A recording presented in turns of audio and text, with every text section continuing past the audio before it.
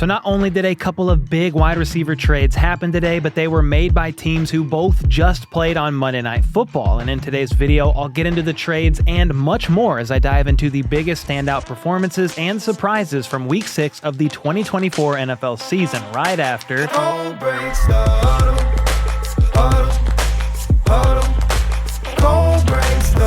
All right, first up, before we get into the biggest storylines from Week 6, there are a ton, including a bunch of news that just happened today with the Jets. Mike McDaniel told the media on Monday that Tua Tagovailoa will play again at some point this season, or at least that is the expectation. McDaniel said that Tua is still seeking information and the process continues. Not sure exactly what that means, but I'm assuming Tua is still consulting with doctors and specialists and just making sure he's fully good to go before they make a plan on a return. The Dolphins were on a bye week this week, and Tua cannot return for their Week 7 game against the Colts because he has to sit out at least one more game after being placed on IR after Week 2. The soonest he can return is Week 8 against the Cardinals, but since there hasn't been an official announcement yet on when he'll return, we have no idea when that's actually going to happen. All right, let's get into these Week 6 games, starting with the Bears and Jags, who kicked off the Sunday slate over in London. I still am semi-upset with myself that I woke up at 8:30 in the morning to watch this game. It got pretty ugly. Chicago took a 14-3 lead into halftime that really should have been more, but Caleb Williams underthrew a wide-open DJ Moore. That would have went for 6. Evan Ingram fumbled on the first play of the second half, and the beatdown was on as the Bears went on to win 35-16 behind Caleb Williams' 4 touchdown passes. Aside from that one pick, he played a dang near perfect game, going 23 of 29 for 226 yards to go along with those 4 tutties. He also picked up 56 yards on the ground on 4 carries. The Jags are, how do I say this nicely, not good, but Caleb Williams has looked better and better each week, and the Bears have now won 3 in a row as they move to 4-2 on the season. Cole Kmet had himself a day, catching 2 touchdowns, and get this, the Bears' long snapper, Scott Daly, he had to leave the game early with a knee injury. I think it was on the first punt of the game, and Kmet took over as the emergency long snapper. Apparently, he used to do this in high school, but he only takes a couple reps in practice each week, and he successfully snapped for all 5 extra points, and thankfully for him, the Bears didn't punt a single time after Daly got injured, so he wasn't needed there. But it was funny to see him score a touchdown and then run to snap the ball for the extra point. That does not happen very often. Now, as Kmet was needed as the long snapper for the Bears, somebody for the Jags is going to be needed very soon. Most likely a new coach. They're now 1-5. And after they play the Pats next week, and this is in London, by the way, yes, starting off on Sunday, it's going to be the Jags, 1-5 Jags against the Patriots, 1-5 Patriots. I think the NFL needs to pay us to watch that game. That's probably why Dougie Fresh is not going to get fired. You're not going to fire the guy in London. So if they lose again, they're going to fly back home to Jacksonville, and he's probably getting the axe. They're now 1-5, as I just said, and after they play the Pats next week, their next games are as follows. Listen to this schedule. At home for the Packers, at Philly, home against the Vikings, at the Lions, and home versus the Texans. So good luck, Dougie P. You might need to start updating your LinkedIn profile pretty soon here because that is one brutal schedule. Next up, Drake Maye got his first NFL start against the Texans on Sunday afternoon. And though Houston steamrolled the Pats, Maye definitely showed some promising flashes throughout the game. He did have a few turnovers, though. He sailed the ball, this ball that got picked off in the first quarter. Then he got strip sacked on the Pats' first possession of the second half and threw a second pick on this attempted screen that got batted up into the air. So yeah, that wasn't great, but we all knew this was going to be a tough matchup for a rookie making his first start. The Texans' defense is legit, and they definitely showed that again on Sunday. However, he did make some great throws, including this 40-yard dime down the right sideline for a touchdown. He connected with Hunter Henry on this touchdown, then threw a perfect pass to Demario Douglas over the middle, who raced to the end zone. All in all, he finished the day 20 of 33 with 3 touchdowns and also those 2 INTs. He also flashed his athleticism, rushing for 38 yards on 5 carries and extended some plays, finding receivers outside of the pocket. So definitely an up and down performance for the rookie, but there's certainly a lot to be excited about as a Patriots fan. As for the Texans, They were just fine without Nico Collins, who landed on IR after injuring his hamstring or injuring it further last week. Stephon Diggs and Tank Dell each caught a touchdown, as did Joe Mixon, who looked great in his first game back from that ankle injury that's kept him sidelined since week 2. He went over 100 yards on just 13 carries and caught this touchdown out of the backfield as well. The Texans are pretty much running away with their division right now as they move to 5-1, with their biggest competition being the Colts, who are sitting at 500 right now after a narrow win over the Titans on Sunday. Another team that looked dominant on Sunday was the Tampa Bay Bucs in their win over the Saints. This game was honestly insane, though. The Bucs went up 14-0 after Chris Olave fumbled on the Saints' opening drive, and Antoine Winfield returned it 58 yards to the house. Olave also took a shot to the head on that play, no Kurt Cobain, and was ruled out for the remainder of the game with a concussion. The Bucs added a field goal to go up 17, but then the entire game got flipped on its head. Rashid Shaheed returned this punt for the touchdown. Then Baker threw this pick that New Orleans turned into a field goal. Baker then threw another pick on the very next drive, with it deflecting off of Jalen McMillan, and Spencer Rattler hit Bub Means for a little rookie-to-rookie connect that put the Saints up 20-17. Rattler was in for Derek Carr, who suffered an oblique injury against the Chiefs last week, and he's expected to miss a couple more games. So we'll see when he returns. But the 5th-round rookie Rattler came in, and at least in the first half, actually played pretty well. Baker bounced back on the next drive, though, hitting the former UDFA Sean Tucker for his first NFL touchdown to retake the lead. A 41-yard shot to a wide-open Foster Moreau helped set up this Alvin Kamara touchdown, and New Orleans went into halftime up 27-20 after being down 17-zip to start the game. Sadly for them, though, they didn't score a single point for the rest of the game, with all 27 of their points coming in the second quarter. I actually had to double check that was right. But yeah, all 27 of their points came in the second quarter alone. Tampa came out of halftime and put their foot on their necks, scoring 4 second-half touchdowns and outscoring New Orleans 31-0 in the second half as they went on to win 51-27. I think the replacements featuring Keanu Reeves were actually out there for the Saints in the second half, because good God, that's just awful. Anyway, Baker threw 3 picks all in the second quarter, but was balling out the rest of the game, throwing for 325 yards and 4 touchdowns. But what's a goon to a Godwin? Chris led Tampa in receiving with 125 yards on 11 catches with 2 tutties on the day. The real story of their offense, though, was the aforementioned Sean Tucker. He got some extra snaps after Rachaad White was ruled out with a foot injury, and he definitely made the most of his opportunity. He actually got the same amount of carries as Bucky Irving, 14, and he ran for 136 yards and a touchdown to go along with 56 yards through the air and that receiving touchdown I mentioned earlier. And speaking of Bucky Irving, he had what might have been the run of the year, maybe debatable, but one of the best runs of the year so far in the third quarter, when he broke a tackle, stiff-armed this sad little man, and juked half the roster as he cut across the field for this 31-yard gain. So the Bucs moved to 4-2, while the Saints dropped to 2-4, losing 4 games in a row after they started out the season 2-0. Yikes. Another big ol' yikes is Eagles head coach Nick Sirianni. I just glitched and don't even care. The Eagles were coming off their bye week, and Sirianni used that time to shave his little head. Welcome to the club, buddy. And after the Eagles barely beat the Browns at home, Sirianni turned to his own fan base and started yapping at him. I mean, this definitely isn't the first time we've seen this guy act like a complete buffoon, but talking trash to your own fans might be a new low. Congrats. You beat the Browns at home, one of the biggest dumpster fires in the NFL right now. Get this, Cleveland is the first team in the last 10 years to score under 20 points in each of their first 6 games. They've also scored 1 offensive touchdown in their last 29 drives. And their only touchdown in this game, well, that came on a blocked field goal that was returned for a score. So maybe Dick should stop worrying about his own fans and be more concerned with the fact that his team hasn't scored a single point in the first quarter. That's the first time in 90 years this has happened to the Eagles. For what it's worth, though, Sirianni did apologize about that later on.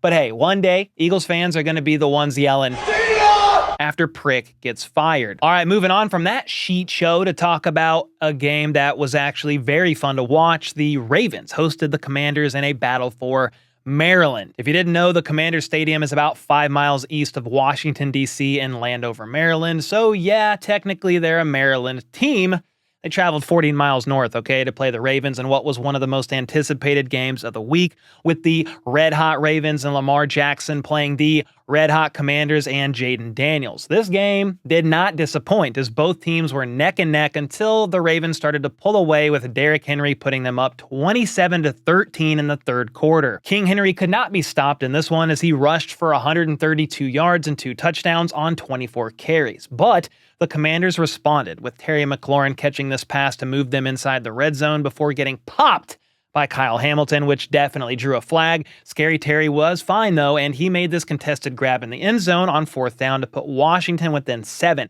Justin Tucker hit a field goal with 6 minutes remaining to make it a 2-score game, and the Commanders had to settle for a field goal of their own on the next drive. That made it 30-23 with a little under 3 minutes remaining. The Commanders just needed one stop to give the ball back to their offense so they could try and tie the game up, but Derrick Henry had other plans as he took this pitch for 27 yards, and finally Lamar sealed the game, picking up another first down on this designed QB run. Despite the loss, it was another great game for the rookie Jaden Daniels, as he threw for nearly 270 yards and 2 touchdowns, both of which were to Terry McLaurin. Lamar played excellent as well. He had 323 yards and a touchdown, plus 40 yards on the ground, as he led the Ravens to their 4th straight win. And I would like to take this moment of the video to wish a happy birthday to none other than Jerry Jones. The Cowboys owner turned around 114 years of age on Sunday, celebrating his big day by watching his beloved Cowboys get their asses kicked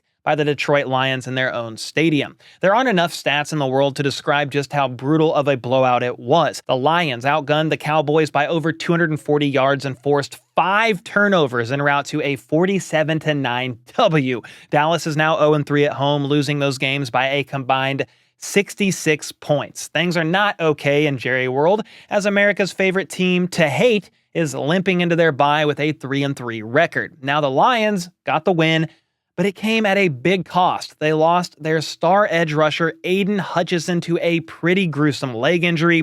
It's so gruesome that I can't even show it, or YouTube will say naughty naughty and take it down. But basically, Hutchinson took some friendly fire from one of his own teammates with their legs colliding as he was sacking Dak Prescott, and his leg snapped in a pretty similar fashion to Anderson Silva's injury from back in the day, if you guys remember that. Anyway, his leg was put in an air cast. He was carted off the field, brought to a local hospital, and they performed surgery on both his tibia and fibula. The Lions then put out a statement yesterday saying that Hutchinson is expected to make a full recovery, but there's no timeline for his return at the moment. Obviously, he's going to miss the rest of the season. The question then becomes, will he be back by the start of the 2025 season? At this point, nobody knows, but what we do know is that it's a devastating loss for the Lions, as Hutchinson was really starting to blossom into one of the best edge rushers in the league. He leads the NFL right now in sacks with 7.5, and is definitely going to be missed by a Lions team that has major aspirations for a Super Bowl this year. Maybe they try and trade for Hassan Reddick. He was given permission to seek a trade today by the Jets, and the Lions have the cap space to make something happen there. But I don't know, the Reddick situation is too much of a headache for me personally. Anyway, the Lions win the game, but lose a star player, and then have to take on the Vikings next week in what should not only be a super competitive game, but could go a long way in determining the winner of the NFC North. Through 6 weeks, all 4 teams in that division have 4 or more wins right now, which is the first time that's happened since the merger in 1970. What's also crazy is the Vikings, Lions, Bears, and Packers all have the highest point differentials right now in that order. I'm not sure how many people expected the NFC North to be the best division in football, but hey, as long as the AFC West continues to suck, I don't mind one bit. Next up, another NFC East team that is 0-3 at home, along with the Cowboys, is the New York Giants. They hosted the Bengals on Sunday Night Football, and man, was this a frickin' snooze fest. I thought it was going to be a banger of a game at first when Joe Burrow took off for this 47-yard touchdown scramble on the first drive of the game. Joey Burners hit a max speed of 19.86 miles per hour on that run, which was the fastest top speed of his career. That was also the longest touchdown run by a Bengals quarterback in franchise history, which I guess makes sense considering their last 2 franchise QBs were Andy Dalton and Carson Palmer, both of which are slower than my grandmother's mobility scooter. But after that electric start to the game, here's how the next handful of drives played out. Punt, punt, Daniel Jones INT, punt, punt, punt, punt, punt, punt, punt, 7 punts, yes. Giants turnover on downs, Bengals fumble, then somehow by divine intervention, New York was able to put together a successful drive capped off by a Tyrone Tracy touchdown. But let's fast forward to 3 minutes left in the game. The Giants were down 3 and turned the ball over on downs at the Bengals' 36-yard line, opting to go for it instead of attempting a 53-yard field goal to tie it. So, the Bengals took over and Chase Brown fumbled on this pitch, but Jason Pinnock couldn't recover despite having a great chance at it. Then Chase Brown redeemed himself and went right through the defense for a 34-yard touchdown. He probably should have just slid down at the 1 like Jerick McKinnon in a recent Super Bowl after picking up that first down because it was past the 2-minute warning and the Giants only had 1 timeout left.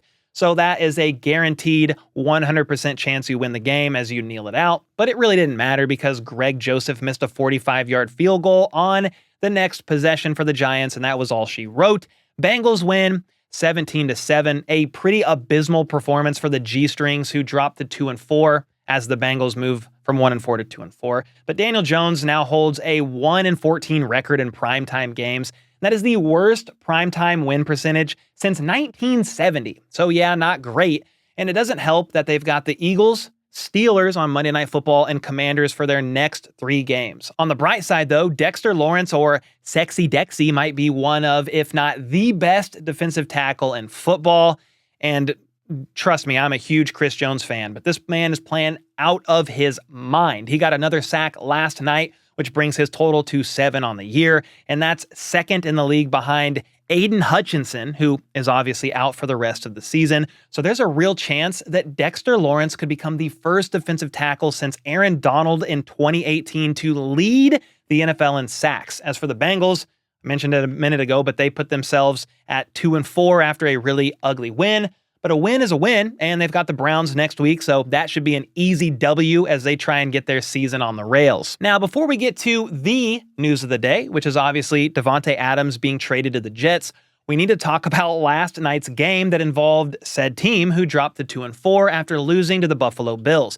It was a wildly entertaining game, but it was sloppy as hell at times. Between the two squads, there were 3 missed field goals, a missed extra point, and like 30 flags thrown, with each team having 11 accepted penalties. Aaron Rodgers was asked about all the penalties after the game, and here's what he had to say. Yeah, it seemed a little ridiculous. Yeah, some of them seemed really bad, including the roughing the passer on me. That's not roughing the passer. Might as well play sarcastic ball if we're going to call those things. He's definitely getting fined for that. And I don't think I've ever heard a quarterback say that a roughing the passer call against him shouldn't have been flagged, which is pretty funny. But that's what makes Aaron Rodgers so special. He always takes accountability. Like when he was asked about the interception he threw, for instance, he went out of his way to not throw his teammate under the bus. Allen's down the seam, Mike's down the red line. So I'm looking at Allen. He puts his hand up, 3 guys go with him. So I'm throwing a no-look to the red line. And when I peek my eyes back there, he's running an inbreaker.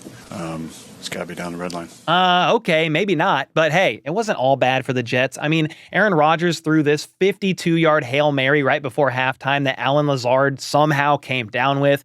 That was pretty cool, pretty exciting. Rodgers really is the GOAT at Hail Marys. That's the 4th of his career, which is the most in NFL history. But sadly, it wasn't enough to topple the Bills as Josh Allen played a solid game, throwing for over 200 yards. Sadly, I took his under, his lower on passing yards on Underdog and hit 4 out of 5. So thanks a lot, Jets defense. Anyway, on top of the 200 yards plus passing, he had a pair of touchdowns to Dawson Knox and Mac Hollins. Their running back James Cook was out with a toe injury, and rookie Ray Davis filled in nicely. He looked freaking great out there, rushing for 97 yards and catching 3 passes for 55 more. As for the Jets, for what it's worth, this was one of their best offensive performances. A good sign, I think, after demoting Nathaniel Hackett and having Todd Downing take over the play calls. Breece Hall had his best game in weeks, rushing for over 100 yards and catching 5 passes for 56 yards. Allen Lazard was the leading receiver thanks to that Hail Mary. But it was really Garrett Wilson who was Rodgers' favorite target, as he also eclipsed 100 yards and caught a touchdown. Rodgers threw for the most yards he has all season, but unfortunately, when the game was on the line, he threw this costly INT as Mike Williams fell down when trying to come back to the ball, and Taron Johnson made an incredible play and snagged it away from him. There was also Some miscommunication on that route, as Aaron Rodgers so selflessly alluded to earlier, but that was all she wrote after Josh Allen picked up the first down using his legs and Buffalo kneeled out the clock. So the Bills moved to 4-2 and are now in complete control of the AFC East, with the Dolphins being the team behind them at 2-3. Then there's the Jets, who are in third place now, sitting at 2-4. There's definitely some frustration brewing over there, especially with their last two losses coming down to the wire and ending with Aaron Rodgers throwing an INT. But hey, he won't have to worry about miscommunication with receivers anymore, in theory, because his old trusty friend is headed to town. That's right, Ian Rapoport announced this morning that the Raiders are officially trading Davante Adams to the Jets. According to Adam Schefter, the Jets are sending a conditional third-round pick that can become a second-rounder if Davante Adams ends up first or second-team All-Pro or is on the Jets' active roster for the AFC Championship game or the Super Bowl. So basically, that's not going to happen. It's going to be a third-round pick. I think a big part of the Raiders agreeing to this deal was the fact that the Jets are going to be paying the remaining balance of Davante's contract, which is $11.6 million this year. So the Raiders get to free up all that cap space and eat $8 million in dead cap next year. It's honestly a pretty solid move for the Raiders, all things considered, and a pretty desperate one for the Jets. I mean, I get it. They're reuniting Davante with Aaron Rodgers and giving him another weapon on offense, but this team is 2-4 with a 40-year-old quarterback who's under contract for another year, and now they just traded quality draft capital for a soon-to-be 32-year-old receiver. This is typically a move that a legit Super Bowl contender who is just one piece away would make, not a 2-4 team that basically needs to finish the year 8-3 to even have a shot at a playoff berth. They are definitely all in, and Davante is still a top receiver in the league, so it's gonna help. The question is, will it be enough to help him climb out of this 2-4 hole? I guess the Jets definitely think so, and I know some might be thinking that last night's loss is what pushed this deal over the edge for the Jets, but according to Albert Breer of Sports Illustrated, it sounded like this deal was already in motion before last night's game and was not a reaction to the loss at all. Jordan Schultz reported that Davante is already in the building as of this AM. He got a physical, and the hope is he's ready to go for their Sunday night matchup against the Steelers.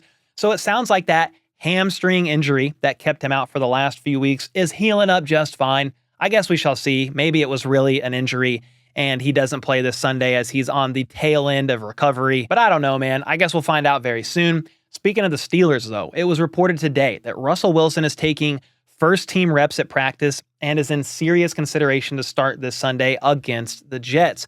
It's a little surprising considering Pittsburgh is coming off of a blowout win over the Raiders and are 4-2, but I appreciate their willingness to make this primetime game as exciting as possible. I mean, in theory, Russell Wilson is probably the better QB of the two, but it's not like Justin Fields was playing horrible. I do feel like with Justin Fields out there, though, the ceiling could only be so high, and Russell Wilson, even if he's not who he used to be, has a higher ceiling than that. Now, something else that was a little surprising was Amari Cooper getting traded to the Buffalo Bills today. I mean, it makes sense. They needed wide receiver help badly, especially with Diggs gone. They made some moves in free agency. They drafted Keon Coleman, but Curtis Samuel not doing much. MVS not doing much. They absolutely needed more help. And it is now done. It was only surprising to me, at least, that the news came today right after the Davante trade was announced. I mean, it happened at about 1 p.m., but still, same day. All in all, the Bills got Amari Cooper and a 6th in 2025 in exchange for a 2025 third rounder, as well as a 7th in 2026. His contract is pretty minimal, I believe, under $1 million for Buffalo. So you're not giving up a ton. It's a little bit more than I thought he would get, a third and a 7th in exchange for a 6th. It's like a pick swap there, late round pick swap, and then a third. But Amari Cooper gets a fresh start again. Deshaun Watson, as we all know, is playing at an ungodly, unbelievably piss-poor level. Meanwhile, Josh Allen is one of the best quarterbacks in the league right now. So a definite win-win for both Amari Cooper and the Buffalo Bills.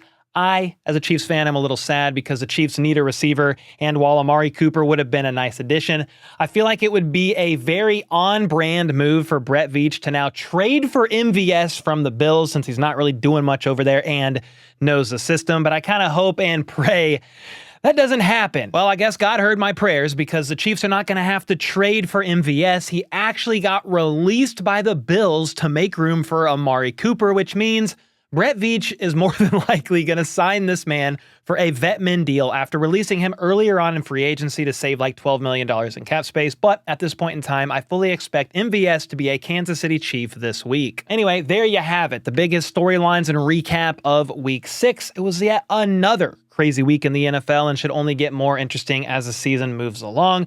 So let me know in the comments down below what you guys thought of some of these wild games from week 6, as well as the trade of Davante Adams and Amari Cooper. And with that, I'll see y'all next time.